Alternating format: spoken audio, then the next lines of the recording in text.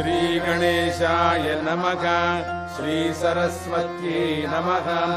श्रीपादवल्लभ नरसिंह सरस्वती श्रीगुरुदत्तात्रेयाय नमः। दत्तात्रेयं महात्मानं वरदं भक्तवत्सलं प्रपन्नार्तिहरं वन्दे स्मर्तृगामी सनोवतु।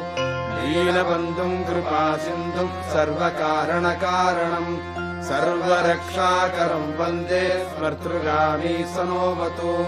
शरणागत दीनार्थ परित्राणपरायणं नारायणं विभुं वन्दे स्मर्तृगामी सनोवतु। सर्वानर्थहरं देवं सर्वमङ्गलमङ्गलं सर्वक्लेशहरं वन्दे स्मर्तृगामी सनोवतु। ब्रह्मण्यं धर्मतत्त्वज्ञं भक्तकीर्तिविवर्धनं भक्ताभीष्टप्रदं वन्दे स्मर्तृगामी सनोवतु।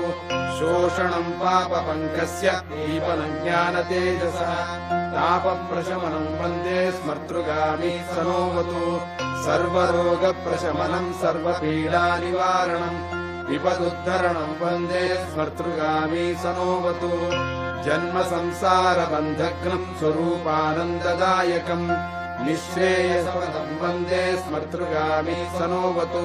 जयलाभयशक्काम धातुर्दत्तस्य यस्तवं भोगमोक्षप्रदस्येमं प्रपठेत् सक्रिय भवेत्।